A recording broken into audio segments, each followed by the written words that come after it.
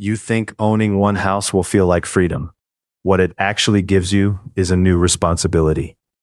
This is the story of every level, from a single front door to an entire block of leases, debt, payroll, and decisions that keep growing with you. You have enough for a down payment, barely, and every number on your screen feels heavier than it should. This is level 1, a single family rental. One roof, one tenant, one mortgage. And one mistake away from learning how thin your margin really is. You walk the property with a mix of pride and low-grade fear. The trap here is cosmetic confidence. Most people spend energy choosing paint colors and countertops because it feels like progress. The ones who make it ask a harder question. Does this house actually work after repairs, vacancy, taxes, and boredom? Then, the tenant calls on a Tuesday night. Water under the sink. A late payment the month after. You learn quickly that one house can dominate your attention far more than its size suggests. The bridge forward is emotional separation. You stop treating this address like a trophy. Now you have 2 or 3 houses.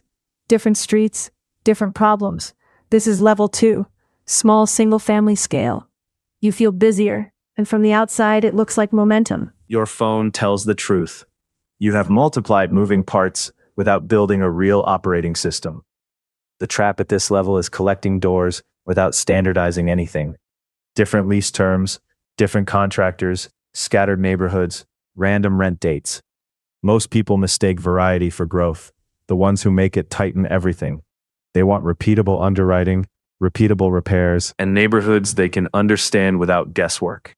You start to notice how distance steals profit. A cheap house 40 minutes away costs more than it looked on paper. Another house in a weak pocket brings constant turnover.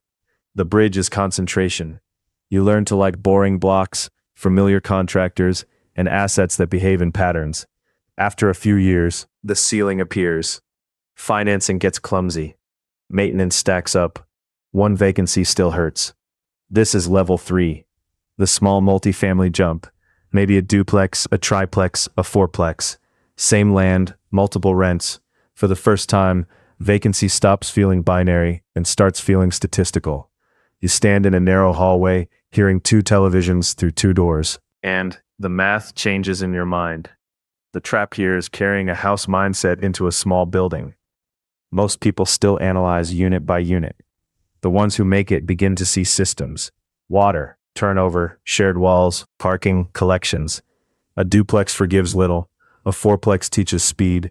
One bad resident can ripple through the property, but one vacancy no longer erases the whole month. That is the bridge. You begin trusting income streams instead of individual outcomes. Scale starts as a feeling of reduced fragility. Then you reach the awkward middle, 5 to 20 units. This is level 4. True multifamily operations. You are no longer buying a property you can personally babysit forever. You are buying an organism with hallways, recurring maintenance, tenant mix, payroll decisions, and debt that assumes competence. The trap at this stage is amateur management wearing a larger suit. Owners self-manage too long because it preserves control and flatters the ego. Meanwhile, leasing slows, repairs drift, and collections get soft. The ones who make it stop needing to touch every doorknob themselves. You walk a 10-unit building and feel the hidden costs on your body.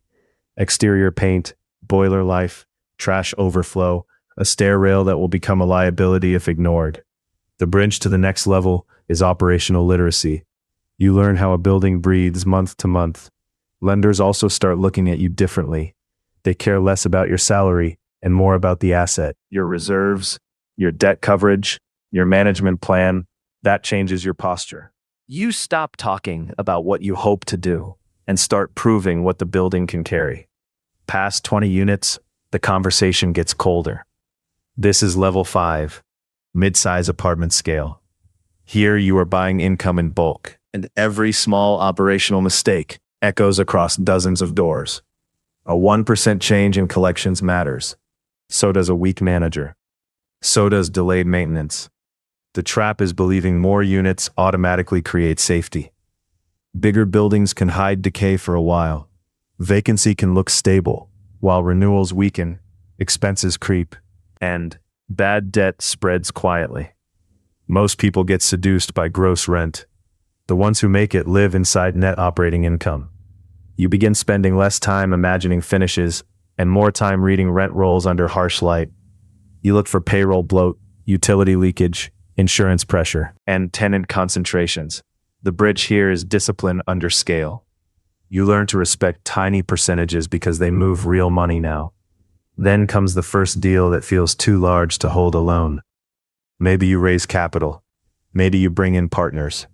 This is level 6. Institutional behavior without the full institutional machine. Your skill is no longer just buying well. It is aligning people, timelines, reporting, and expectations. The trap is partnership by convenience. A friend with money, a relative who wants in, an operator you barely know because the deal feels urgent. Most people discover too late that misaligned partners can poison a strong property. The bridge forward is structure. Roles become written. Reporting becomes routine. Now you step into commercial real estate with intention. Office, retail, industrial, mixed use. This is level 7. The building is no longer judged mainly by bedrooms and comps. It lives on leases, tenant credit, location durability, and the health of the businesses inside the walls. You tour a commercial property and feel how different the silence is. Longer vacancies, larger checks. Each one carrying more weight. The trap here is applying residential instincts to commercial risk. The ones who make it read leases like operating manuals and study tenant quality before facade. A strip center with weak tenants can look busy right up until renewals hit. A warehouse with the right user can outperform prettier assets for years. This bridge is patience. You stop chasing what photographs well and start respecting what endures through financing cycles and market moods. You are managing debt maturities, capital expenditures, lender relationships, tax strategy, and teams who never meet the tenants directly. The work becomes quieter and heavier. Decisions happen in conference rooms, then echo through buildings you may only visit twice a quarter. Looking back down, every level was asking you to release something. First, the need to own one perfect house, then the need to control every repair, then the urge to confuse size with strength. What remains at the top is simple. You see properties clearly, and the next level keeps opening.